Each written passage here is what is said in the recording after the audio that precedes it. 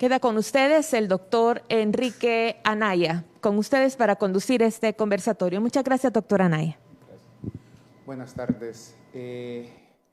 Vamos a aprovechar el tiempo, ¿no? Y vamos a hablar rápidamente sobre el futuro de la Constitución. Este servidor vamos a dar un conversatorio, no se trata de monólogos, intentamos descubrir algunos puntos de diferencias o de debate, ya nos las analizaremos. Los panelistas serán dos abogadas, Claudia Umaña y Ruth López, y tres abogados, Javier Castro, Humberto Sáenz y Germán Rivera. Solamente para introducir un tema, digamos, de lo que ya hemos charlado con los panelistas. Al hablar del futuro de la Constitución, vamos a hablar, por supuesto, de la Constitución salvadoreña, ¿no? Y lo importante acá es que, sobre todo en un ambiente donde desde el poder se comienza a hablar de eventuales reformas constitucionales, sin decir todavía cuáles, creo que es importante analizar si la Constitución de 1983, con sus importantes reformas de 1992, 91, 92, preguntarnos si la Constitución, y no me refiero exclusivamente al texto, sino a la organización política, al régimen jurídico, es todavía para ocupar un constitucionalista alemán actualmente de moda, ¿no?, a Dieter Green, es todavía la Constitución un instrumento que posibilite un consenso político básico, mínimo, que permita la convivencia y el desarrollo dentro del país. Vamos entonces, con estos 5 destacadas abogadas y abogados, reflexionar sobre ese tema. Inicialmente se van a exponer 3 temas generales y luego 2 reflexiones específicas. Inicialmente va a exponer la licenciada Claudia Umaña. Ella fue directora de Política Comercial del Ministerio de Economía. Además de eso, actualmente es la presidenta de la Fundación de TJ y vicepresidenta de FUSADES. Claudia es una destacada abogada e investigadora jurídica. Así que ya los panelistas saben que tienen un máximo en esta primera parte de 10 minutos, ¿no? Y como todos son abogados serios y todos sabemos que van a respetar, y si no, pues nos va a tocar apagar el micrófono. Eso último es broma, ¿no? Por favor, si podemos comenzar con Claudia. Claudia. Muchísimas gracias a todas las organizaciones que hemos logrado crear este espacio. Además, aprecio muchísimo este destacado panel, además del moderador, que sé que le va a inyectar una energía especial a este conversatorio. Así que, bueno, empecemos porque ya me van a tomar el tiempo. Esta Constitución de 1983 sin duda ha servido de sustento de la organización del poder político con el que la República ha venido funcionando desde la firma de los acuerdos de paz, tal como escuchamos toda la mañana. Dicho cuerpo normativo está basado en principios, conceptos e instituciones que se han ido implantando en la sociedad salvadoreña, con lo que yo pienso con algún nivel de éxito y generalidad. Pero hay que ser claros, la Constitución es el orden jurídico fundamental del Estado y de la sociedad salvadoreña, es la norma jurídica que contiene esa fórmula de autodeterminación política salvadoreña como una realidad histórica, con una finalidad y unidad política y de permanencia. Y por eso es que me encantan los artículos 1 y 2, porque además el fin primordial de la existencia del Estado, de las instituciones y de las normas jurídicas es asegurar el pleno desarrollo de la persona humana en una sociedad democrática, cuyos poderes públicos además deben de estar sometidos a los límites que la misma Constitución les da. En este momento realmente predomina un desempeño en la política con niveles de rendimiento subóptimos, basados en esa confrontación proveniente desde el órgano ejecutivo. Esto es sumamente lamentable, pues a las personas les causa un gran desencanto y que no se les están resolviendo sus problemas más acuciantes, tales como acceso a un mejor sistema de salud, empleo, seguridad, entre otros. Además de las múltiples cortinas de humo lanzadas cada semana para evitar visualizar decenas de casos de lo que pudieran ser actos de corrupción, de conflictos de interés o de ineficacia de la gestión estatal. Se mantiene lo señalado por Peter Aberle sobre el tipo de Estado constitucional. La democracia plural muestra ser hoy día la forma de gobierno más exitosa. Este Estado constitucional se contrapone a cualquier tipo de Estado totalitario, del color que sea, a cualquier ambición de verdad absoluta y a cualquier monopolio de información e ideología totalitaria. Entonces, quisiera lanzar algunos mitos.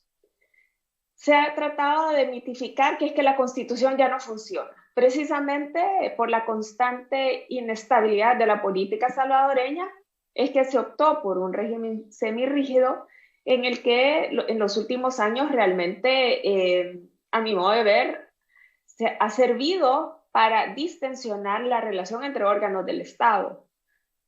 A pesar de las múltiples declaratorias de inconstitucionalidad de temas tan importantes como el presupuesto general de la nación, elecciones de funcionarios de segundo grado, aún más recientemente el tema del régimen de excepción, pues se han encontrado a todas estas tensiones, cursos constitucionales, esos trayectos en donde se ha logrado desmontar la confrontación.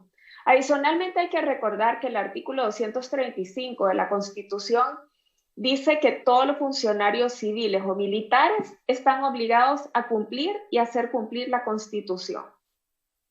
Y si se examinan las responsabilidades de cada órgano del Estado, se identifica que la principal obligación del presidente de la República es cumplir y hacer cumplir la Constitución. De ahí que los decretos, acuerdos, órdenes o resoluciones que emita él o el órgano ejecutivo excediendo estas competencias constitucionales serán nulas y no deberían ser obedecidas. Otro mito es que la falta de acuerdos políticos para enfrentar los grandes problemas del país se originan en la Asamblea Legislativa. Pues también escuchamos de algunos de los ponentes esta mañana, y la Constitución así lo dice, es que esto no es cierto. Si es que es en ese seno precisamente que se forjan los acuerdos, porque ese es el órgano que se dedica precisamente a que se logren. Y lo que puede estar sucediendo es que a veces hay o falta de liderazgos o incentivos mal alineados o falta de una cultura de diálogo. El artículo 248 de la Constitución prevé un mecanismo de reforma constitucional, pero a la vez prohíbe modificaciones a la forma y sistema de gobierno, a la reducción del territorio y a vulnerar la alternabilidad en el ejercicio de la presidencia. Y también hay un límite implícito a la reforma constitucional sobre la posibilidad de reducir o eliminar el catálogo de derechos fundamentales. Entonces, en este momento crucial de la humanidad, entrada la cuarta revolución industrial, la digitalización, la era de la aceleración, más esta pandemia que tiene el mundo realmente de rodillas, y una situación política inédita, ya muy particular del caso salvadoreño, existen demasiados vaivenes políticos, por lo que sería un ensayo bastante aventurado empezar a realizar cualquier reforma constitucional, puesto que se requieren ciertas precondiciones que no existen en este momento, y a mi juicio enumero 6. Uno, esta impertinencia de no saber leer que este momento solo sería para crear una aventura de reingeniería constitucional. 2, una inexistencia de una visión compartida de la necesidad de fortalecer el entramado constitucional e institucional. 3, la falta de diagnósticos compartidos sobre el desempeño de las instituciones por parte de las autoridades competentes, y tomando como base una serie de estudios elaborados por la academia, sociedad civil, centros de pensamiento. 4, inexistencia de espacios de diálogo respetuoso, basado en evidencia, así como estudios de casos comparados. 5, carencia de estructuración de un proceso deliberativo, reflexivo, que se pudiera traducir en consenso sobre estas reformas, y por supuesto ningún plan de acción. Más que cambiar la Constitución, lo que está pasando es falta, y lo que hay que ver es que falta cambiar esta cultura política destructiva que está imperando en este momento. la misma Constitución aplicada en distintos momentos de la historia o aún en diferentes países puede tener resultados muy, muy diferentes.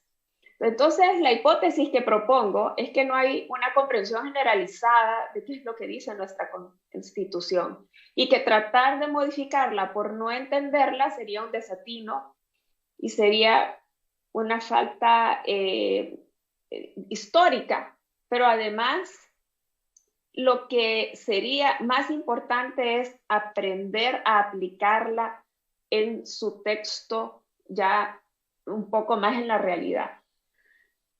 Quiero poner un ejemplo, ¿verdad? En un periódico de mayor circulación salió hace poco un artículo que decía que nuestra juventud carece de acceso a computadoras con internet, con lo cual se ve seriamente limitado el derecho de acceso a la seguridad, perdón, a la educación. Bajo una lógica populista y utilizando el mito de que reformar la Constitución resuelve todo, basta decir que cambiemos la Constitución de la República para que todos los niños tengan acceso a Internet y nadie se opondría. Pero el problema se resuelve con un gobierno que tenga una visión digital, legislación que facilite estas megas inversiones para poder lograr el 4 o 5G en todo el territorio, la coordinación estatal dentro de las diferentes entidades y agencias, en general todo el aparato estatal para ese propósito y ahí que trabajaran juntos CIGED, Ministerio de Economía, municipalidades, etc. Pero todos bien sabemos que querer tomar la Constitución para hacer una política populista sería un desatino grave. Así que mejor retomemos nuestra memoria histórica, de dónde venimos, en dónde nos encontramos, particularmente todo el desarrollo jurisprudencial, sacar un aprendizaje compartido de lo que hemos logrado, de todos los desafíos de los que hemos logrado salir con esta actual Constitución. Y defender la Constitución es defender también este sistema de valores esenciales que constituyeron un nuevo orden de convivencia luego del quebrantamiento del tejido social por esa guerra fratricida. Nuestra realidad nos llevó a organizar un Estado bajo una división de poderes, frenos y contrapesos y la defensa de las libertades individuales. Y esto es lo que ha mantenido a la República Salvadoreña a flote. En todo caso, resalto el rol de los guardianes de la Constitución, los magistrados integrantes de la Sala de lo Constitucional, y también ese caso emblemático de los últimos años del decreto 743, cuando fue la sociedad civil que espontáneamente salió en su defensa. Jóvenes universitarios, académicos, abogados notables, centros de pensamiento que acudieron a las plazas públicas, al debate, también a las redes sociales para proteger la columna vertebral del sistema democrático.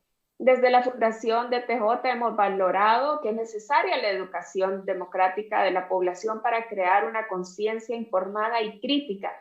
Y por eso hemos llevado a cabo una serie de proyectos de difusión de la Constitución, derechos fundamentales tales como el acceso a la información y la cultura de la legalidad, a cientos de jóvenes, tanto universitarios como líderes comunitarios y también a comunidades vulnerables.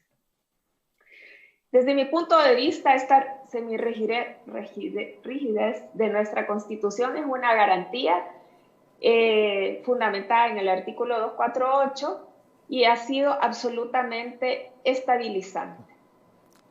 Ok, Claudia. Y solamente, ya casi, no sé si ya solo quiero concluir. Mi ponencia argumentando que es un mito que la Constitución requiere de reformas de gran calado.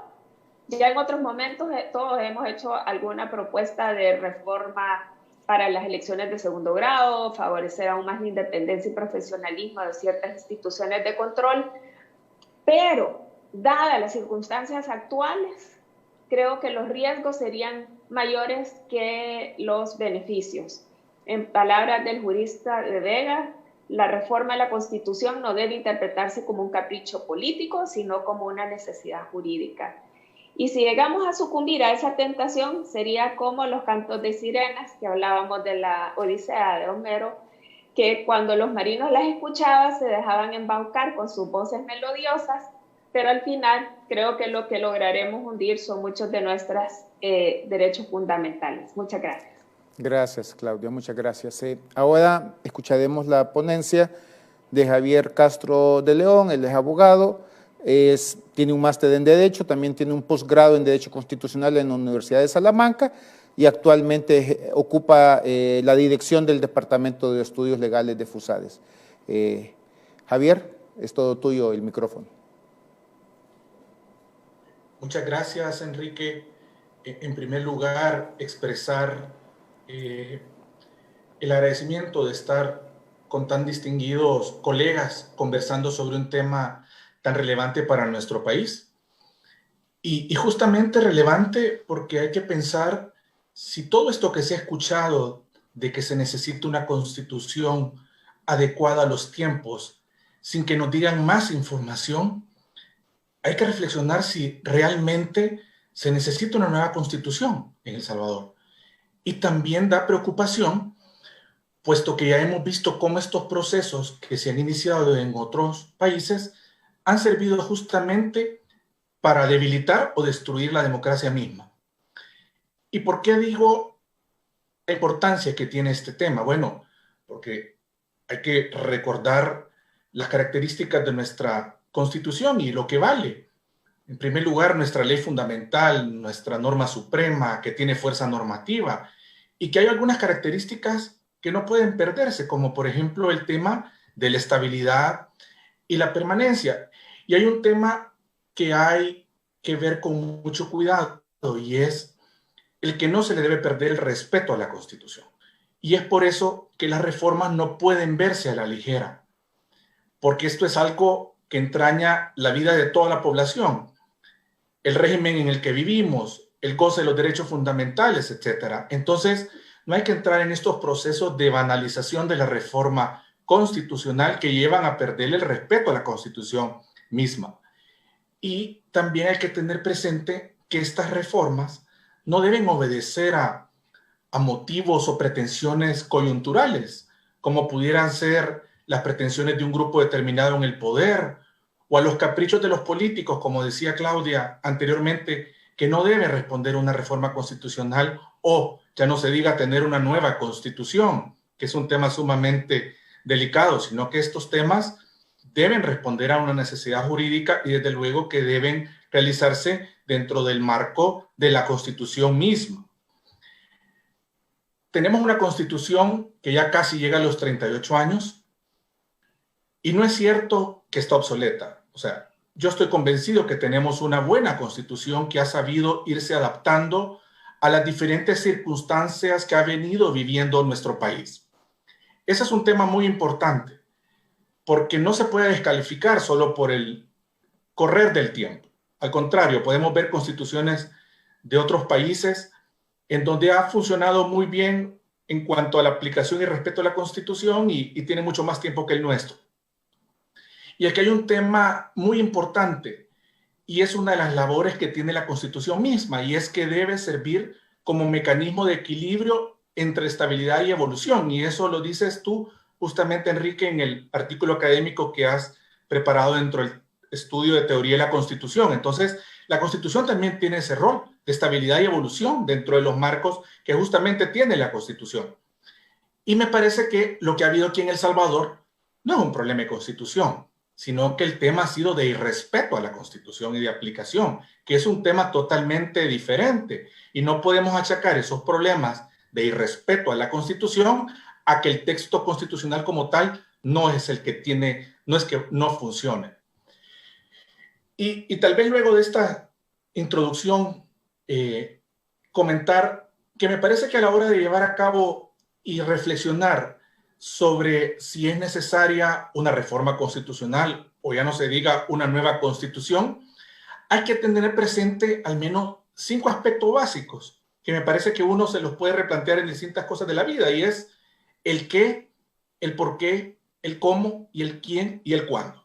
Creo que ese ejercicio me parece interesante realizar porque, bueno, cuando hablamos de en cuanto al qué, acá hay que diferenciar. Una cosa es tener una nueva constitución y otra es llevar a cabo reformas constitucionales dentro del proceso de reforma constitucional que ya está plasmado en la Constitución. En nuestra Constitución se posibilita la reforma parcial de la Constitución, porque hay justamente límites de tipo material en cuanto a algunas cláusulas irreformables que no pueden modificarse y que justamente son para darle estabilidad institucional al país. Y estas son las cláusulas famosas pétreas, que sabemos que se refieren a los temas del sistema y la forma de gobierno. Uno muy importante, que es la alternabilidad en el ejercicio de la presidencia, y el otro que es el que tiene que ver con el territorio. Entonces, cuando se va a pensar en una reforma constitucional, tengamos presente varias cosas. Dentro del proceso de reforma constitucional casi que se puede lograr todo, salvo esas tres cosas que yo he mencionado, que tocan el núcleo de la democracia como tal. Ya si lo que se quiere es modificar esas reformas, entonces lo que se está persiguiendo es otras cosas, ¿verdad? Ya es un tema de acumulación de poder e impulsar un proyecto político determinado.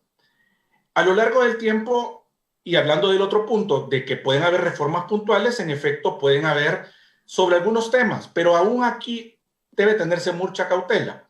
Ya se ha hablado antes de que se reformen aspectos del Tribunal Supremo Electoral, de la Corte de Cuentas de la República, que la prescripción para iniciar los juicios de probidad es muy corta, entre otros. Pero aún estos temas hay que verlo con mucho cuidado y mucha responsabilidad. El otro punto de la segunda pregunta es el por qué y qué lo motiva. Y entonces acá hay que tener presente algo. 2 minutos, por favor. Te quedan 2 Gracias, minutos. Enrique. Va, gracias. Entonces tenemos el por qué, y aquí es qué lo motiva, qué lo justifica, qué se quiere resolver, qué no se puede llevar a cabo a través de la legislación secundaria o incluso por la interpretación constitucional. Y si lo que se busca en el por qué es tener una nueva constitución, ya dijimos que eso no se permite actualmente, sino que solo puede haber una reforma parcial. El otro punto es en cuanto al cómo. ¿Cuál es la metodología que se va a seguir? Y en esto hay que tener presente los límites formales, que es el procedimiento de reforma constitucional, y desde luego también los límites ya de tipo material o de contenido, que son las cláusulas pétreas que ya decíamos antes. Cuando se lleva a cabo un proceso de reforma constitucional hay que tener presente que sí, sin duda es un acto político, pero es un acto político que tiene que estar revestido y orientado de la experticia en derecho constitucional, que son los que deben conducir estos procesos. Eso se vuelve fundamental y además tiene que estar también, digamos, apoyado con expertos en las distintas materias que tengan que ver con la reforma. Y cuando se habla de tener una nueva constitución, yo creo que aquí hay que tener muchísimo cuidado, porque ya decíamos que son pocos los aspectos que no se pueden reformar y además esto no es viable de forma total. Por otra parte, el quién me parece que es clave, porque estos ejercicios tienen que ser producto de un ejercicio de alto consenso político, como ya conocimos en las experiencias de las reformas de 1991 y 1992 con el Acuerdo de Paz, en donde tiene que haber mucha transparencia. Y en esto hay que decir que sería muy riesgoso para la democracia que quien promueva una reforma constitucional sea justamente quien está violando la Constitución. Entonces, en ese punto hay que tener mucho cuidado y a mí me diera mucho temor, por ejemplo, de que un ejercicio de esta naturaleza sea promovido por el mismo gobierno cuando hemos visto lo que ha sucedido el 9 de febrero y las violaciones a la Constitución también durante el manejo de la pandemia. Y el cuándo hay que tener cuidado, que es la quinta pregunta, que como se dice, nunca hay un momento perfecto, pero sí hay momentos más inestables que otros. Y hay que tener cuidado de llevar a cabo estos procesos en circunstancias de inestabilidad. Cuando en FUSADES hicimos el estudio de instituciones democráticas hace muchos años, nos decía el constitucionalista de la Universidad de Salamanca, el profesor Cascajo Castro, tengan cuidado con ejercicios y experimentos de reingeniería constitucional en momentos de inestabilidad política. Y creo que ciertamente es un elemento que no podemos dejar por fuera.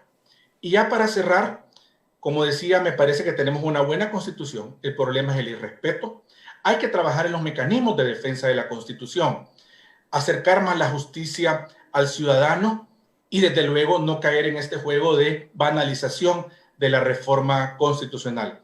Al responder las 5 preguntas básicas que hemos visto, desde luego que una reforma total de la Constitución no es viable y además sería un disparate jurídico y sería muy peligroso hacerlo. Y si se quieren impulsar otras reformas, hay que llevarlas a cabo con mucha cautela, con mucha discusión, con mucha transparencia y también tener cuidado de no abrir la caja de Pandora para generar inestabilidad en el país. Así que con ello me quedo, Enrique, creyendo que fui respetuoso. Muchas gracias, Javier. Ahora escucharemos la ponencia de Humberto Sáenz. Él es doctor en Derecho por la Universidad Autónoma de Barcelona, tiene un posgrado en Negocios Internacionales, un máster en Administración de Empresas y actualmente es presidente de Acción Ciudadana. Humberto, te escuchamos. Gracias, Enrique. Gracias también a quienes nos acompañan a estas horas. Gracias a los colegas y compañeros de muchas batallas también. Es un agrado y un honor estar aquí compartiendo este panel virtual con todos y cada uno de ustedes, conversando sobre un tema que me pareció interesantísimo desde el momento en que se comenzó a configurar y que se comenzó a plantear esta iniciativa, y es la defensa de la Constitución. Insisto, el tema en sí mismo, la temática que rodea, me pareció sumamente interesante, y desde Acción Ciudadana estuvimos prestos a participar desde el primer momento. Yo quisiera comenzar haciendo referencia o regresando a algo que a mí me parece fundamental, que me parece básico y que deriva en lo que además pienso que son los obstáculos que podría tener la Constitución en el futuro inmediato. Y quiero referirme al futuro inmediato. Comienzo tal vez destacando lo que mencionaba Javier hace un rato en cuanto al hecho de que nuestra Constitución actual, bueno, la Constitución de 1983, con las reformas ocurridas con ocasión de los acuerdos de paz en 1991 y 1992, ha sido un producto de un extenso debate, ha sido fruto de un extenso debate entre las diferentes fuerzas políticas, entre las diferentes fuerzas sociales y económicas que existían en esos momentos históricos, y creo que nadie puede negar, con sus, por supuesto, aspectos todavía mejorables, que es fruto de un verdadero consenso político. Y esto creo que es un punto de arranque importante que no debemos perder de vista.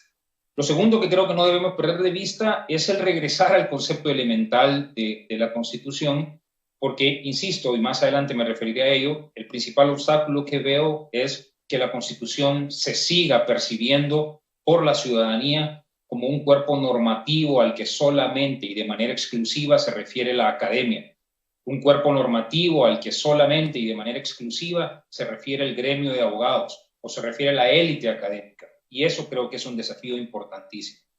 La Constitución, y eso es algo que tenemos que empezar a posibilitar para que baje, para que se entienda, para que se perciba, para que se respire, contiene o pretende contener los derechos, las obligaciones, las bases de nuestro sistema político, el régimen total y absoluto bajo el cual va a trabajar un país determinado, el conjunto de sus principios e ideales. Eso es, digamos, dicho incluso de manera muy sencilla, la Constitución. Es el sostén del Estado, y eso muchas veces se nos olvida a quienes de alguna manera, directa o indirecta, invocamos en algún momento las disposiciones constitucionales, y pasa totalmente desapercibida en la ciudadanía, que olvida que esto es una Constitución, que es el sostén justamente del Estado, un acuerdo básico de reglas de convivencia básicas, una manera en que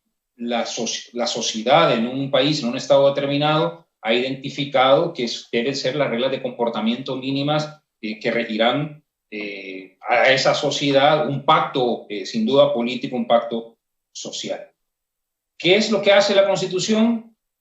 Pues integrar, establecer, organizar, constituir esas normas que pretenden regir por un espacio de tiempo determinado a la sociedad en un país. Y que hasta el momento, y estamos refiriéndonos, por supuesto, a la Constitución de 1983 con las reformas, que hasta el momento lo ha hecho bien. Y ahí también retomo lo que se ha estado conversando durante toda esta jornada, incluida las participaciones que han existido ya en este mismo panel, donde también comparto la apreciación de que estamos en presencia de un cuerpo normativo perfectible, por supuesto, como todo cuerpo normativo, pero un cuerpo normativo que está bien hecho, un cuerpo normativo que ha permitido avances significativos y avances importantes en la consolidación de nuestro Estado de Derecho.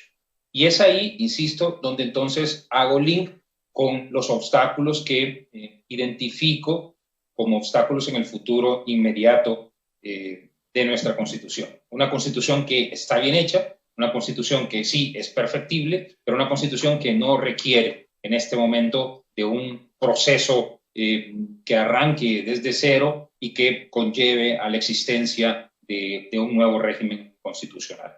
Totalmente en desacuerdo con cualquier iniciativa que vaya en ese sentido. El obstáculo al que me refiero y que tiene varias aristas es que nuestra Constitución sea vista como un obstáculo. Podría parecer un poco redundante lo que estoy mencionando, pero me parece sumamente importante que nos hemos dado cuenta, sobre todo en el pasado muy reciente, que la Constitución puede ser vista como eso, como un obstáculo, como un impedimento al ejercicio de las atribuciones que la misma Constitución confiere. Y se ha tenido la habilidad suficiente como para generar en la percepción ciudadana la existencia de ese obstáculo. Es decir, desde las autoridades, y estoy refiriéndome, insisto, al pasado muy reciente y a la actualidad que estamos viviendo, a la coyuntura en la que nos encontramos, hemos visto cómo la Constitución se ha presentado en muchos casos como un obstáculo al ejercicio de facultades por parte de las autoridades actuales. Y que ese obstáculo o ese discurso de encontrar en la Constitución un obstáculo ha comenzado a permear en la ciudadanía. Y es ahí donde tenemos, creo yo, el desafío más importante, porque tenemos que comenzar, no solamente a través de foros como estos, sino con iniciativas también mucho más cercanas a la población, a mostrar que cuando estamos hablando de la Constitución, estamos hablando de ese sostén del Estado y estamos hablando de la existencia de instrumentos y de herramientas que deben estar al alcance de toda la ciudadanía. Como la misma frase lo dice de este foro en el que ahora nos encontramos participando, la idea es elevar el nivel de cultura constitucional, la idea es elevar el nivel de cultura política y con ello, por supuesto, incentivar la participación ciudadana de modo tal que cualquier ciudadano se sienta con la confianza suficiente para utilizar las herramientas que la misma Constitución prevé.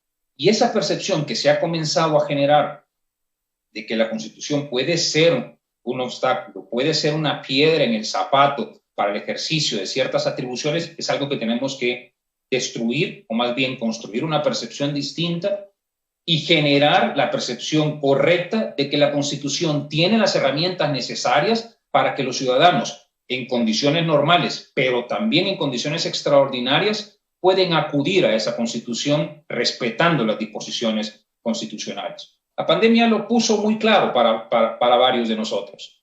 La confrontación que se generó, o esa disyuntiva inexistente entre privilegiar un derecho, el derecho, por supuesto, a la salud, versus otros derechos que también son de carácter fundamental, ha preocupado y nos ha preocupado a muchos, y es algo que ha levantado una alerta amarilla que creo, insisto, que es el principal obstáculo para los años venideros. Regresar a los fundamentos de la Constitución, regresar a una cercanía que el ciudadano debe tener con la Constitución, sobre todo porque además en el futuro muy inmediato vamos a enfrentar también otros desafíos que son importantes. Estamos a la vuelta ya de elecciones municipales y elecciones legislativas. Y justamente el día de hoy se está discutiendo en la Asamblea Legislativa la posibilidad, que espero que quede nada más a nivel de discusión, pero está discutiéndose ahora la posibilidad de eliminar una herramienta, un instrumento que muchos hemos empezado a disfrutar ya, como es la posibilidad del voto cruzado, voto cruzado que se genera a raíz de las interpretaciones que ha dado el máximo intérprete de la Constitución, en este caso, la Sala de lo Constitucional. Pues bien, algo que ya habíamos dado por sentado, algo con lo que ya habíamos empezado a convivir, algo que ya habíamos empezado a disfrutar, como es el voto cruzado, hoy se está discutiendo a nivel de la Asamblea Legislativa, lo cual, insisto, espero que no vaya a quedar más que a nivel de discusión. Entonces, evitar que la Constitución sea vista como un obstáculo constituye, a mi juicio, el primer desafío que debemos enfrentar en el futuro inmediato. Y segundo, algo que ya anticipaba Javier, que no se relativice su importancia, que no se relativice la importancia que tiene esta Constitución y que tiene además la interpretación que se ha dado de la misma, interpretación que ha venido no solamente a nivel de la Sala de lo Constitucional como un máximo intérprete de la Constitución, sino hay interesante línea jurisprudencial también que se ha desarrollado a nivel del órgano judicial en general, en el ejercicio de la facultad que tienen los jueces de aplicar de manera difusa el control constitucional.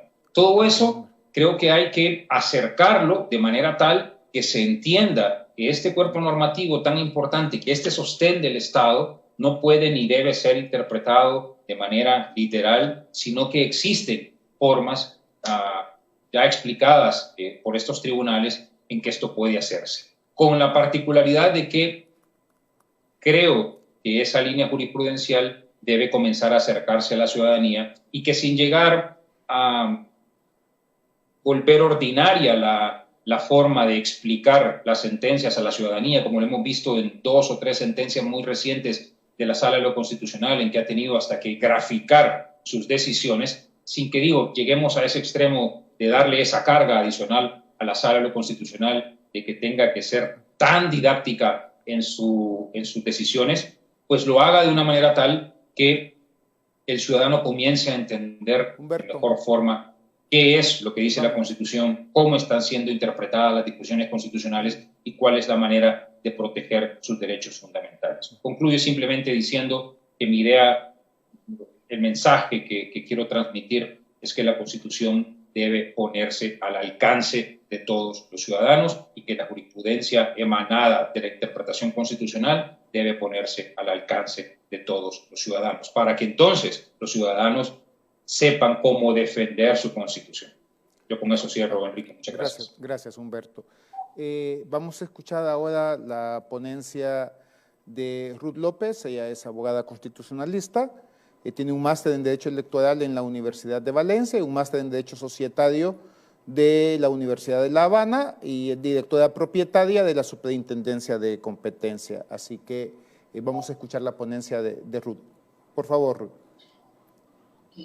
Hola, buenas tardes a esta hora, 12:49. Lo estoy viendo para que después no me quiten el tiempo, doctor. Bueno, les cuento, realmente estoy muy agradecida por la invitación en mi calidad personal para acompañarme en esta discusión. Y yo creo que es necesario centrar en la parte que me corresponde en esta discusión sobre el sistema político, el sistema electoral, la ciudadanía como centro de la Constitución y justamente si es necesario, igual que el resto de los panelistas, una nueva Constitución o con reformas a la Constitución podríamos suplir las deficiencias que pudiéramos detectar o algunas mejoras que se pudieran establecer en la Constitución. Ahora, vamos a partir de un hecho, y es que en El Salvador se percibe un deterioro democrático. Ahora, esto no está relacionado, este deterioro democrático no está relacionado con el agotamiento del marco constitucional. Yo creería que por el contrario, está relacionado a la falta de utilización y el desarrollo de ese marco constitucional y particularmente con el del sistema del control político. Un sistema político tiene su fundamento en una constitución. En unos casos, en algunos países son más descriptivos y en otros casos, en cada uno de estos elementos ofrecen marcos más amplios. En nuestro país, la Constitución describe algunos de estos elementos del sistema político y, de hecho, algunos son hasta considerados petros y otros los deja bajo la configuración legal.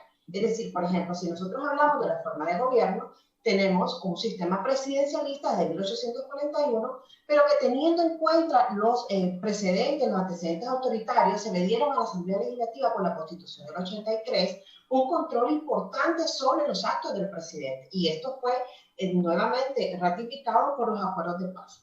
Ahora, con un sistema, también tenemos un sistema democrático, no un autoritario, uno republicano, no despótico ni oligárquico, y uno representativo que implica procesos de elección directa o indirecta sobre los órganos de gobierno. Así tenemos esta distinción entre la Asamblea Legislativa y el presidente y la Corte Suprema de Justicia, por ejemplo.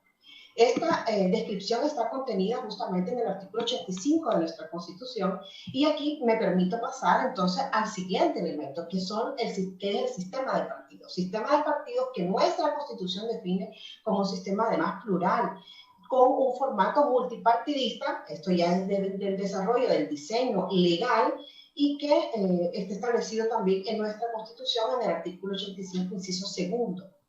Pero tenemos que hablar necesariamente de lo que considero que es donde están los mayores problemas, que es en el sistema de control y también en el sistema de la función pública. En el sistema de control, creo que por un lado apenas hay obligación de los funcionarios de informar sobre sus decisiones y de justificarlas en público. Lo más cercano que tenemos, por ejemplo, es el tema del informe de labores que tienen que rendir ante la Asamblea Legislativa, según el artículo 131, ordinal 18, y además hay una escasa capacidad de sanción sobre estos funcionarios en caso de violación de sus deberes como servidores públicos. Y sigo con el ejemplo. Por ejemplo, si la Asamblea Legislativa no aprueba ese informe de labores que presenta el funcionario, pues no tiene ninguna sanción, no tiene ninguna repercusión o trascendencia sobre el servidor público. Simplemente no se aprueba ni ya. Ahora, sobre los tipos de control, tenemos un control horizontal que creo que tiene un escaso músculo, y eso es uno de los grandes problemas del sistema en su ejercicio. De no ser así, no resultarían raras las controversias que tenemos, el creciente número de controversias que tenemos, independientemente de que ha existido un abuso del veto y ha sido señalado por la Sala de lo Constitucional, como de las interpelaciones. Es decir, desde el año 97 nosotros no teníamos una interpelación, y este año hemos tenido 3 interpelaciones. Y justamente es por eso, porque estos mecanismos de control horizontal no funcionan adecuadamente. Pero además tenemos un sistema de control, un tipo de control vertical con poca incidencia, porque los mecanismos de Contraloría Ciudadana no están, considero, suficientemente desarrollados. Este sistema y el de la función pública, como les anunciaba al inicio, creo que son los que más dificultades tienen en el sistema, en el diseño constitucional. Y no por el diseño mismo, sino por las atrofias que se han producido a partir de la escasa regulación legal que tienen posteriormente. Ahora, el último elemento que creo que es necesario analizar es el sistema electoral, y en el que voy a concentrar los últimos minutos, que tiene, bajo nuestro diseño constitucional, un diseño bastante general, porque la mayoría de esos elementos realmente quedan bajo la configuración legal y no tienen unos límites constitucionalmente establecidos. Por ejemplo, aquí tenemos la magnitud de las circunscripciones. Es decir, nuestra Constitución no establece para el caso de los diputados de la Asamblea Legislativa la cantidad de miembros a elegir, por ejemplo. Esto depende de un diseño legal, y lo único que hay que garantizar es que sea múltiplo de 12 por las mayorías que establece la Constitución. O los miembros del Parlacen dependen del acuerdo constitutivo y no de la Constitución. En el caso del presidente, pues ahí sí tenemos uno, ¿verdad? Y en el Consejo Municipal, aunque es un solo Consejo Municipal, la cantidad de miembros de los consejos municipales y la calidad y la conformación del Consejo Municipal no está descrito en la Constitución. Y de ahí que yo creo que pudiéramos avanzar, por ejemplo, hacia los consejos municipales proporcionales, ya que habiendo tenido la experiencia en los consejos municipales plurales como los tenemos en estos momentos. Otro elemento son la distribución de las circunscripciones. Nuestro país, nuestra Constitución nos dice cuántas circunscripciones deben existir para la Asamblea Legislativa, por ejemplo. Y el único límite que se establece es que estén dentro del territorio nacional. Otro es la forma de la candidatura, y aquí sobre la que ya conversaba Humberto.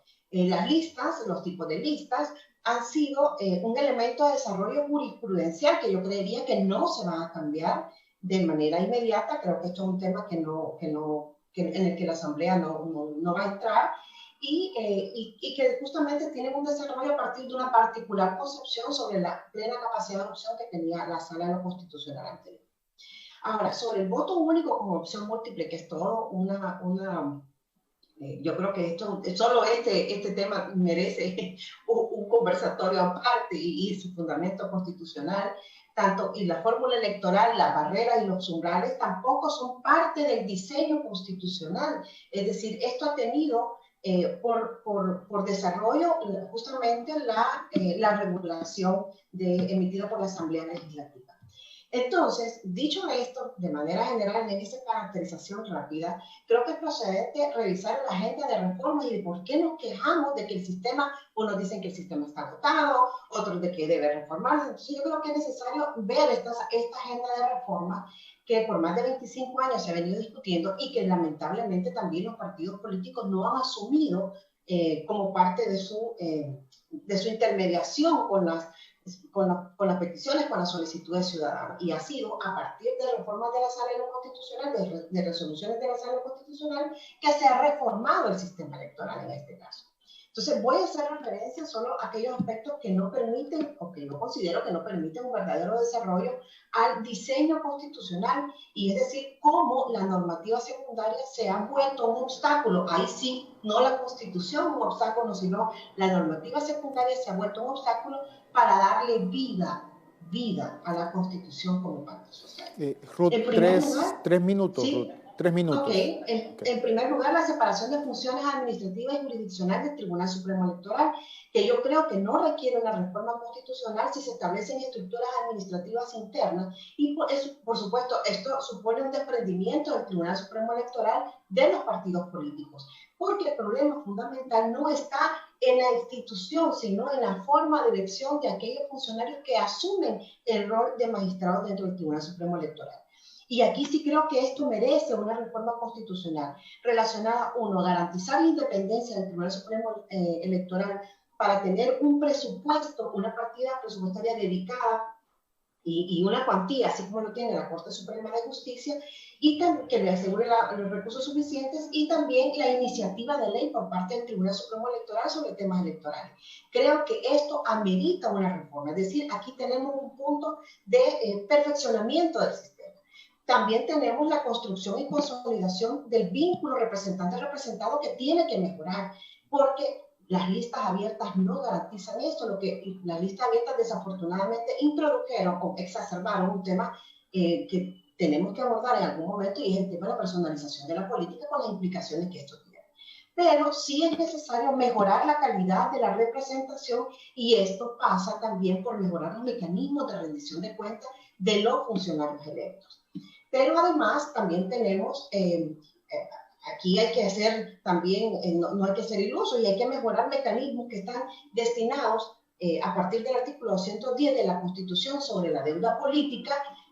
Hay que ver también las reformas necesarias sobre el financiamiento privado, porque el artículo 110 de la Constitución establece que esta deuda política surge justamente para darle independencia a los partidos. ¿Y qué independencia van a tener los partidos, y sobre todo los candidatos, cuando el financiamiento privado los sobrepasa? Pero además, creo que hay que hablar sobre un nuevo modelo de comunicación política, y esto para cerrar. Al respecto, creo que es fundamental desarrollar una nueva regulación sobre los funcionarios que, a partir del artículo 218 de la Constitución, se prevalen del cargo. El Código Electoral tiene un desarrollo muy limitado sobre esto, y no hay una regulación, hay una omisión de la Asamblea Legislativa para regular justamente cuáles son los límites de los funcionarios que son electos sobre este tema, sobre el artículo 218 de la Constitución. Por tanto, como he tratado de explicarle brevemente, ¿verdad?, nuestro diseño constitucional creo que no ha sido agotado en estos elementos, pero justamente porque no ha podido desarrollarse sus potencialidades. Y como puede verse, la Constitución es suficientemente amplia para que el legislador secundario desarrolle cada uno de estos aspectos que he tratado de resolver. Hay que darle vida y vigencia a la Constitución antes de pensar en un nuevo sistema político y un nuevo sistema electoral. No se ha culminado la obra del Constituyente en 1983, reforzado por los acuerdos de paz, que permitieron finalmente el inicio de un camino democrático, de un nuevo camino democrático en El Salvador.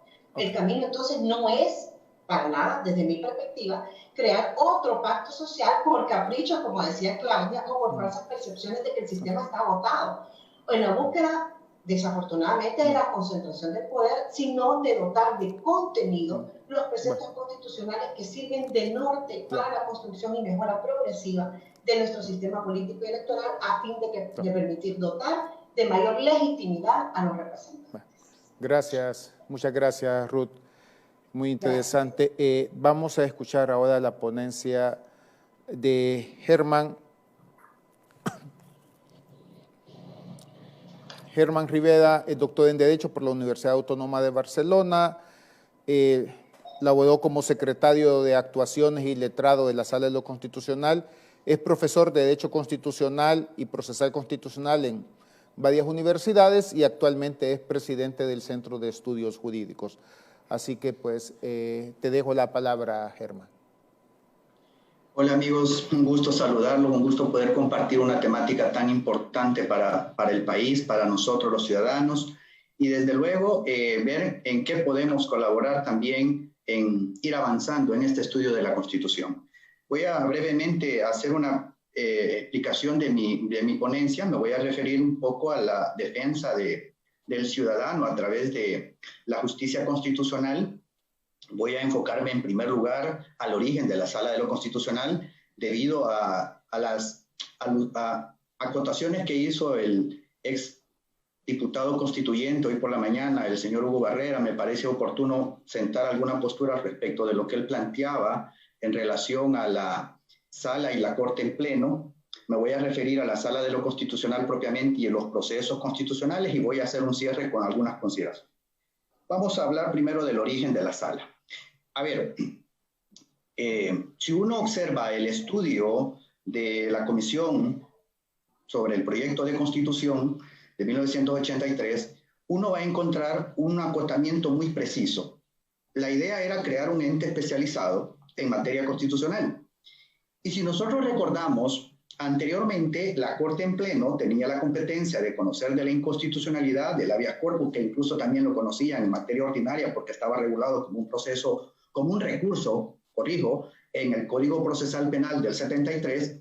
La idea entonces es crear un ente especializado y es la Sala de Amparos que existía en la Corte a la que la transforman y la hacen Sala de lo Constitucional. Por lo tanto, parecería un poco más lógico entender que los artículos 174 y 183 de la Constitución, cuando se refieren a la Corte que tiene una Sala de lo Constitucional, es evidente que es el ente especializado, no es que para el habeas corpus es la Sala, para el amparo es la Sala y para la declaratoria de inconstitucionalidad es la Corte. Sobre todo por algo que es muy básico, es decir, parecería una contradicción también dentro de la comisión el hecho de que se creara un ente especializado, pero que a la vez se dejara abierta la posibilidad de que fuera la Corte en pleno la que decidiera. Teniendo en cuenta dos cosas. La primera es que, acordémonos, que el control de constitucionalidad recae sobre normas y la Corte en pleno, si bien no aprueba normas, como lo hace la Asamblea Legislativa, tiene iniciativa de ley, pero sí aprueba normas con carácter infralegal, aprueba reglamentos, aprueba instructivos, y entonces sería un poco hasta contrasentido de que sea el ente que tenga potestad normativa y a la vez tenga una potestad jurisdiccional especializada. Quería referirme a esto, digo, porque me parece importante volver al tema del estudio del proyecto de Constitución dado en 1983 para entender un poco mejor este componente. Luego, hay que tener claro de que ni el proceso constituyente del 83 se ha visto deslegitimado, ni mucho menos el proceso de las reformas de 1991. Ambos procesos han reforzado la idea de tener un ente especializado en materia constitucional. Ahora bien, quiero pasar al segundo punto ya de manera concreta, que es lo referente a la Sala de lo Constitucional y los procesos que desarrolla. Primero, recordemos que la norma constitucional se caracteriza en el Estado constitucional de derecho por ser la norma que controla y limita el ejercicio del poder. Limita el poder y controla el ejercicio del poder. Esencialmente hay una distribución del poder y es ahí donde se centra la discusión. Cuando nosotros pensamos en los controles interorgánicos y hablamos de los controles de carácter técnico jurídico, pues obviamente nos tenemos que referir a la Sala de lo Constitucional. Y como diría Gargarella, aquí el punto central está en cómo se genera ese control, ese ejercicio del poder dentro del cuarto de máquinas. ¿Por qué?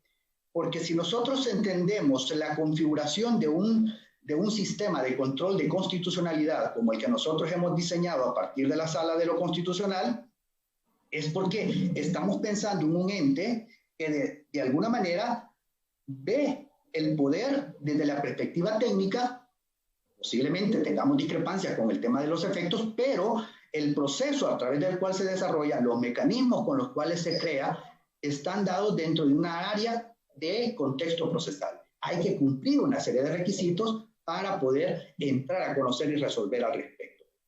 Y aquí me quiero referir también al hecho de que la sala como tribunal que se ha configurado en las expresiones de Haberle es un tribunal del pueblo, es un tribunal de ciudadanos. ¿Y por qué lo planteo? Porque es un tribunal que ha logrado, desde que se crea a la fecha, legitimar su actuación. ¿Cómo lo planteo esto?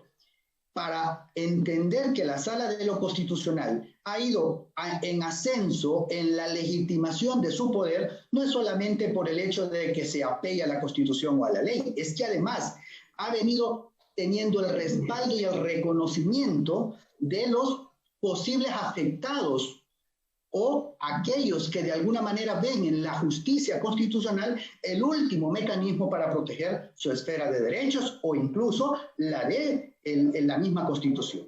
Y aquí voy a referirme en este particular aspecto a una situación muy concreta. Si nosotros observamos en El Salvador, posiblemente desde la ideología política no estemos de acuerdo unos con otros, pero la historia nos ha mostrado que partidos de izquierda, partidos de derecha, ciudadanos de diferentes sectores han acudido a la Sala de lo Constitucional en defensa de sus derechos y han obtenido de la Sala las respuestas que han al menos esperado. Esto nos da una pauta, porque es que la población, el destinatario, reconoce en el tribunal la importancia de esa función que desarrolla, la importancia de acudir ante él y buscar una protección. Lo vimos, y lo voy a señalar en estos términos, con funcionarios, exfuncionarios, exmandatarios del partido de la derecha, luego con el de la izquierda, y hubo aquella crítica y aquella discusión que la sala era mala, que lo que la sala resolvía era políticamente una agenda, etc. Pero todos han acudido y todos al final han entendido la importancia de la Sala de lo Constitucional. Ahora bien, dentro de esa diversidad de usuarios que ha tenido la sala y que ha legitimado su actuación, podemos entender y podemos encontrar, por ejemplo, al vicepresidente de la República en este momento, quien se ha estado expresando en la idea de reformar la Constitución y crear una nueva Constitución. A ver, pregunto, casi todos, por no decir todos, los casos que llevó, las demandas que llevó a la sala, le fueron resueltas a favor. Es decir, confió, entendió la importancia de la acción jurisdiccional en materia constitucional y acudió a ella. Así lo han hecho otros funcionarios y exfuncionarios, ciudadanos de diferente índole. Esto nos permite entender que de alguna manera, más allá de que hay una legitimación del proceso constituyente y del proceso de configuración de la sala, la ciudadanía ha legitimado la existencia de esta sala, de este tribunal. Ahora bien, la pregunta central se va a ir entonces a saber si necesitamos una sala o necesitamos un tribunal. Yo en lo particular voy a plantear aquí una tesis que posiblemente genere bastante ruido. Y el primero es que para mí el mejor mecanismo de control a una sala de lo constitucional es que esté dentro del órgano judicial. Y lo voy a plantear de esta manera. Entendemos que la función jurisdiccional debe ser completamente independiente e imparcial técnica. Sobre eso no hay duda sobre su legitimidad. Ya he relacionado muchos antecedentes. Pero una de las cosas sumamente importantes de esto es la garantía de la funcionabilidad del tribunal a partir de la parte del presupuesto. Solo siendo parte del órgano judicial, solo siendo parte de la estructura de la Corte Suprema de Justicia, la Sala de lo Constitucional ha sido el único órgano dentro del Estado que no se ha visto afectada por una reducción de presupuesto. Pongo el ejemplo: Fiscalía General de la República, Tribunal Supremo Electoral, Instituto de Acceso a la Información Pública, Corte de Cuentas, las procuradurías, todas, no hay mejor forma para incidir en la funcionabilidad de un ente si no es a partir de su presupuesto. En el caso de la sala, creo yo que ha sido una de las grandes ventajas haberla incorporado dentro de la Corte Suprema de Justicia y dentro del órgano judicial, y la garantía del 6% del presupuesto. Eso por un lado. Por otro, me parece a mí también la importancia de entender que la Sala de lo Constitucional ha sabido identificar el papel que le corresponde frente a la misma Corte. ¿Qué pasó? Buenas. Hemos tenido un problema técnico, pero ahorita vamos a volver a conectar a Germán. Dicho esto, también Gracias. También entender que un ente fuera del órgano judicial puede ser en dos vertientes muy manifiestas. Primero, que creamos un tribunal constitucional, como se dice llamar, que tenga ese superpoder del cual nosotros ya sabemos que implica tener el ejercicio de la función jurisdiccional en materia constitucional, y que se haga un imperialismo constitucional, o peor aún, un tribunal pillo que genere graves violaciones al mismo sistema político. Dos minutos, y por Germán. el otro lado, es que lo vuelvas inoperante, lo vuelvas un cascarón. Entonces, mi postura es muy clara en este sentido, que me parece que la función jurisdiccional tal cual se ha venido desarrollando está completamente legitimada, y que el mecanismo de control es una garantía administrativa estando dentro de la Corte Suprema de Justicia. Para cerrar, porque no me quiero exceder en este punto, yo plantearía, primero, que es cierto, hay que mejorar el tema de la justicia constitucional salvadoreña. Empecemos por el proceso de elección de magistrados de la Corte. Debe de tener un mejor mecanismo de selección desde la parte de las asociaciones de abogados. El Consejo Nacional de la Judicatura ha avanzado bastante, pero todavía nos falta la Asamblea Legislativa y su proceso de selección.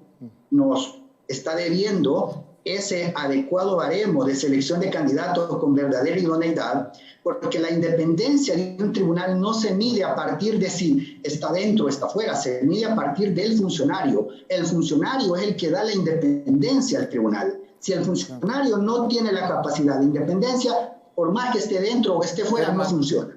Segundo, necesitamos una nueva ley de procedimientos constitucionales, corrijo, y finalmente, pues mejorar la opción actual de la estructura de la sala internamente para poder tener mejores resultados. Con esto termino, amigos. Muchas gracias. Gracias, Germán. Ya el tiempo que tenemos es sumamente breve, pero sí me gustaría, digamos, a partir de lo que cada uno de los ponentes expuso, digamos, contrastar. Primero, y ahora sí, van a disculpar, pero ya solo contamos con 2 minutos por cada uno de los participantes. Claudia, entendí que tu postura es que en estos momentos se dio una aventura desafortunada, ¿no? Intentar procesos de reformas constitucionales, y corrígeme si me equivoco, aún aquellas que fueran reformas netamente puntuales, pero hemos escuchado, digamos, a Humberto, a Ruth, a Javier, que han hecho referencia, digamos, a la posibilidad de reformas puntuales. ¿Cuál sería tu postura en relación a reformas puntuales, pero hablándolo hoy en día, o hablándolo para para esta legislatura o para la legislatura del 2021, ¿no?, que inicia en el 2021? ¿Cuál sería tu postura en relación a analizar ese tipo de reformas puntuales, Claudia? Mira, en cualquier otro momento yo te estaría pidiendo que hiciéramos más bien un grupo de pero para empezar a impulsar reformas, sobre todo en temas para empujar la meritocracia alrededor de todos los procesos de elección de segundo grado, poner estándares mucho más altos que queden a nivel constitucional, también hacer algo muchísimo más fuerte con la Corte de Cuentas, que fuera una verdadera contraloría, clarificar algunas cosas para materia de enriquecimiento ilícito.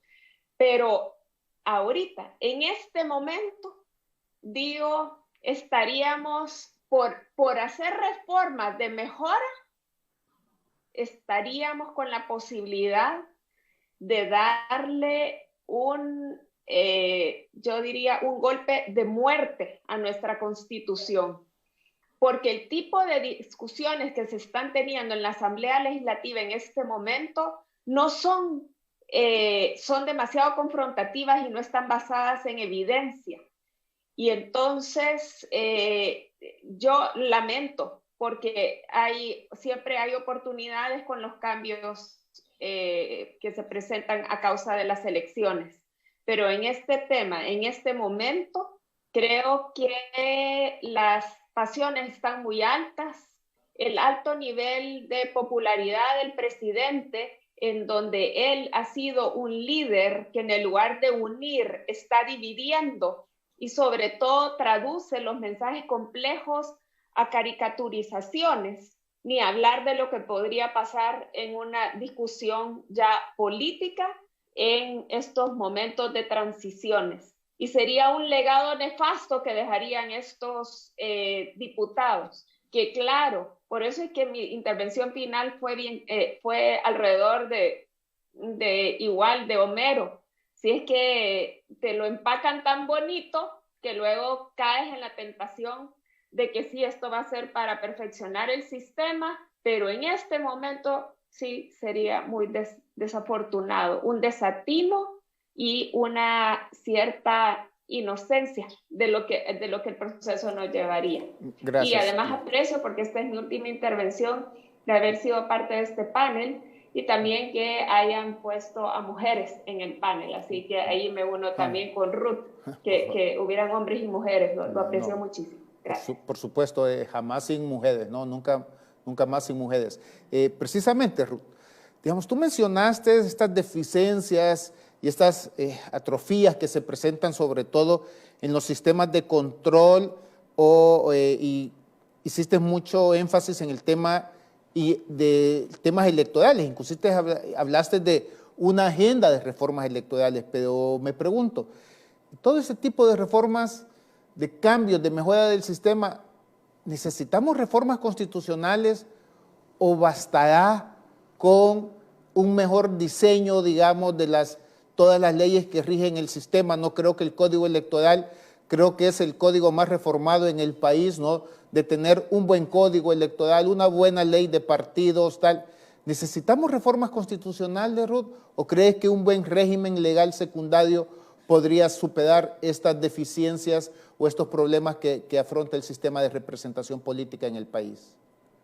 Justamente eso es lo que planteaba. Creo que lo que hay que hacer es reformar debidamente todos estos cuerpos normativos, la ley de partidos políticos, hay que fortalecer el tema del control del financiamiento, de la democracia interna de los partidos políticos, que además tienen un asidero constitucional en el mismo artículo 85, y justamente creo que esta es la apuesta, o esta debe ser la apuesta. Eso no significa que no existan reformas necesarias a nivel constitucional, pero que, por supuesto, tienen que llevar un tiempo y un debate y, sobre todo, información.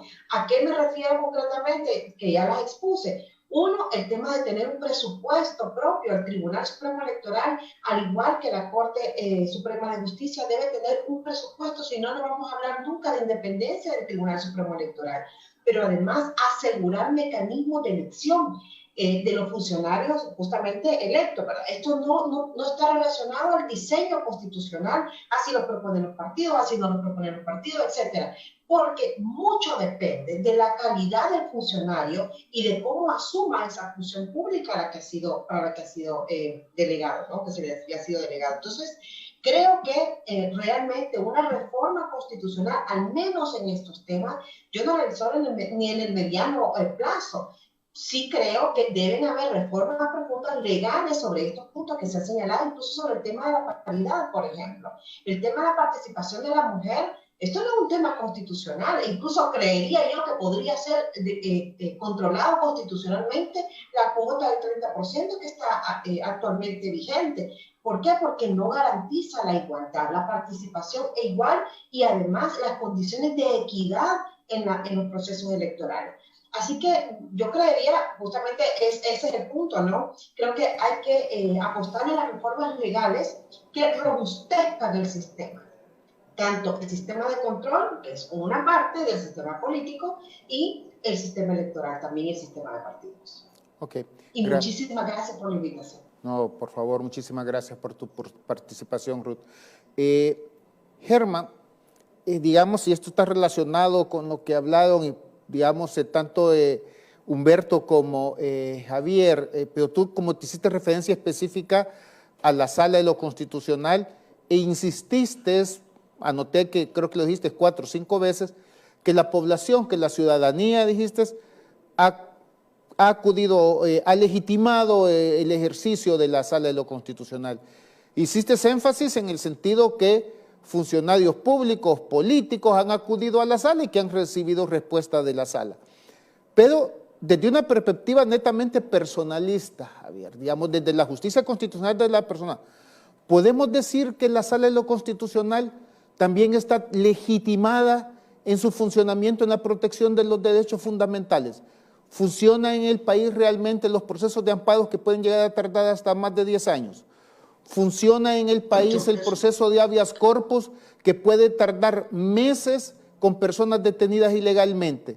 ¿O vamos a reducir a la Sala de lo Constitucional estrictamente al ente de control de los poderes estrictamente políticos y no, como aparentemente es la tendencia mundial, de ser básicamente un ente definitivo o último de defensor de los derechos constitucionales?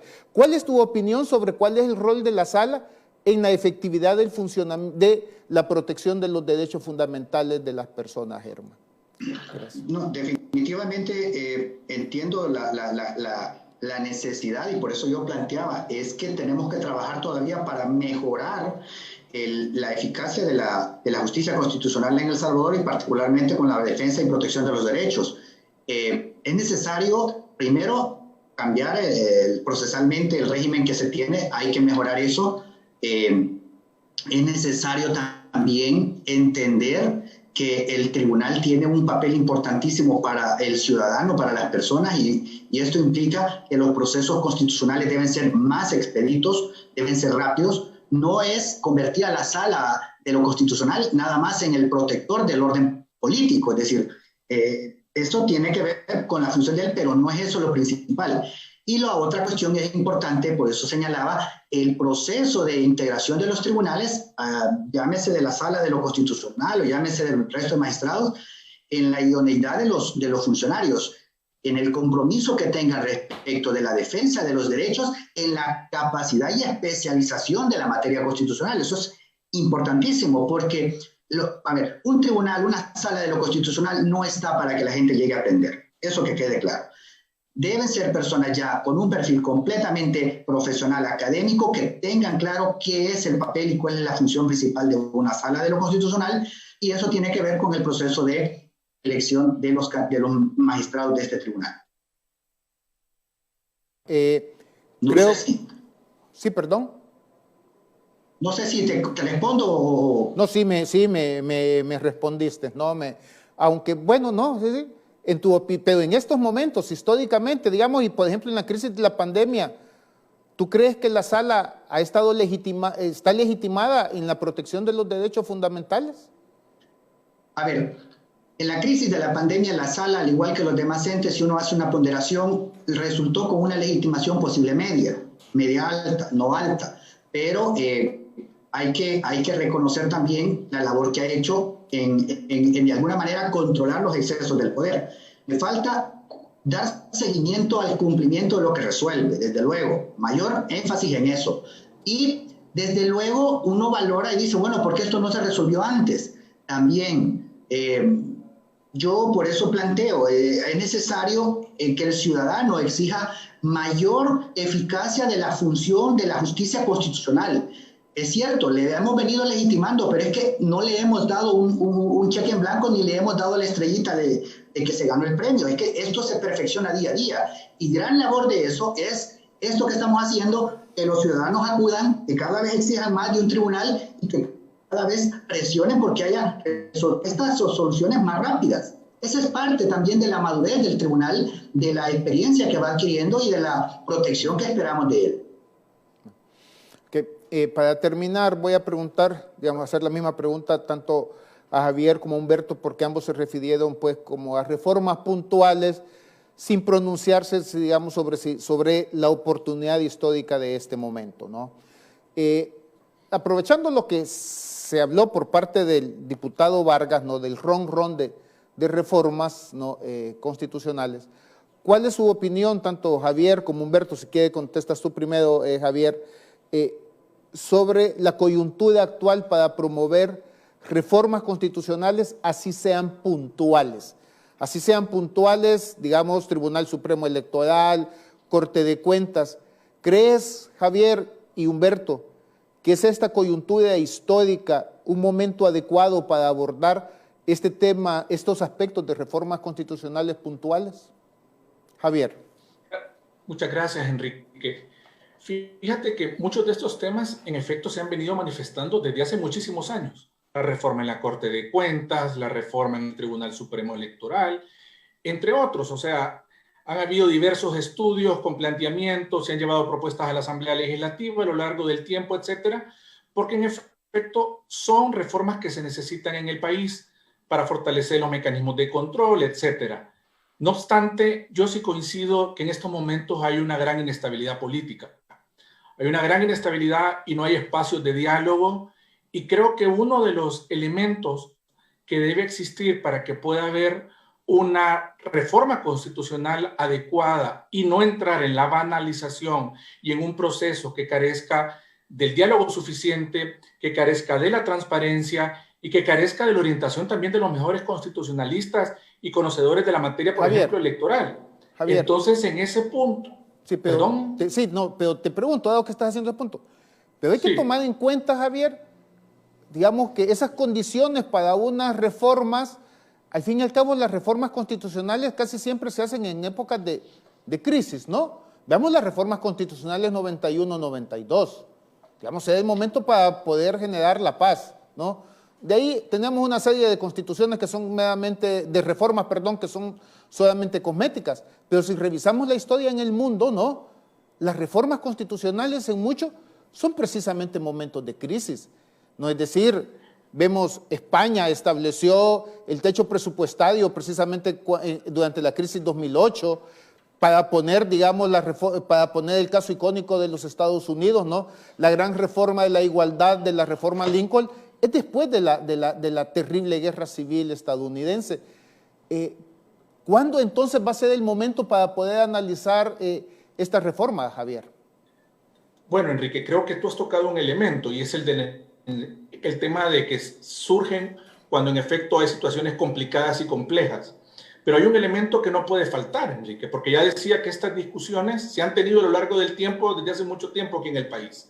Pero todos estos procesos, vaya, por ejemplo, el de la reforma del 91 o la misma del 82, 83, hubo procesos de discusión con mucha transparencia que también acompañaron estas discusiones.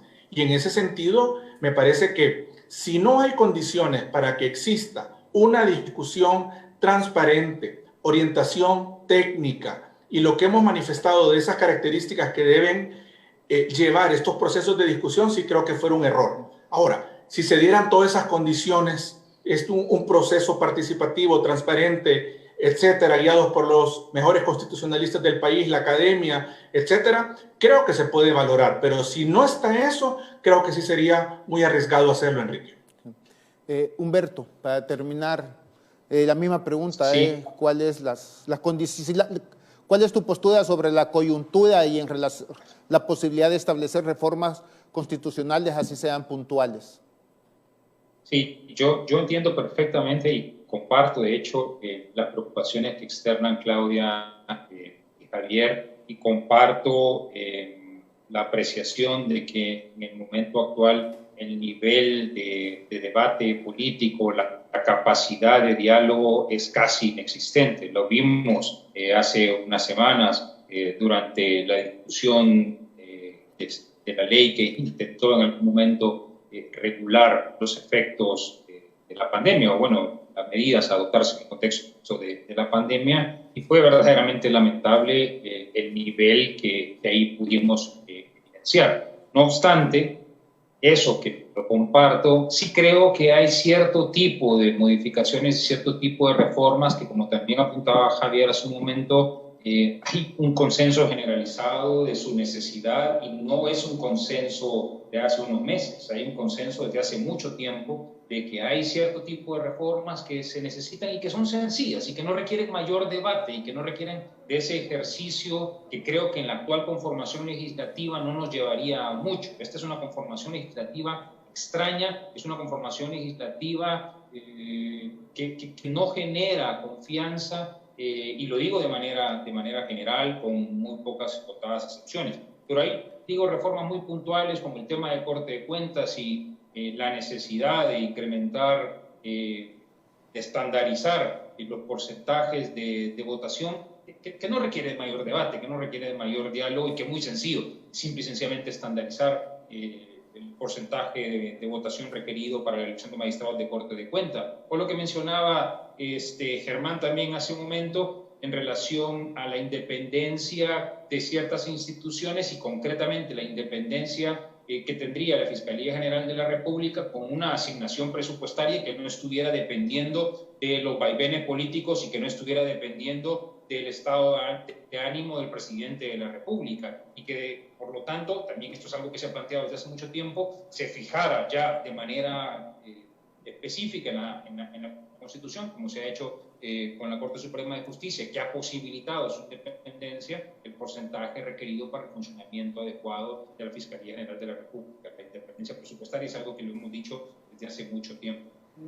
Yo pongo estos dos casos como ejemplos muy concretos de reformas que creo que aún en la coyuntura actual podrían ser objeto de conversación y de aprobación, pero reitero lo que decía al principio, que coincido que la estructura, la conformación legislativa actual no genera la confianza suficiente como para pensar que habrá un diálogo verdadero, una discusión política verdadera, un debate como el que existió en el 83, en el 90, 91, 92, para realizar otras reformas mucho más estructurales relacionadas con el Tribunal Supremo Electoral, relacionadas con el proceso de elección de los funcionarios en general, por poner ejemplos adicionales. Bueno, muchísimas gracias, Claudia, Ruth, Germán, Javier, Humberto, por su participación, pues, y a todos los que nos han acompañado. Ya sabemos que ya es hora de hambre, ¿no? Ya es hora de almorzar, así que buen provecho, y el día de mañana continúa este congreso virtual de Valoremos Nuestra Constitución con dos temas muy interesantes, uno sobre la Sala de lo Constitucional, donde participarán exmagistrados, y otro vinculado con el desarrollo económico, donde participarán empresarios, ¿no? y algunos políticos sobre este tema y todo, ¿no? De parte de este servidor, muchísimas gracias.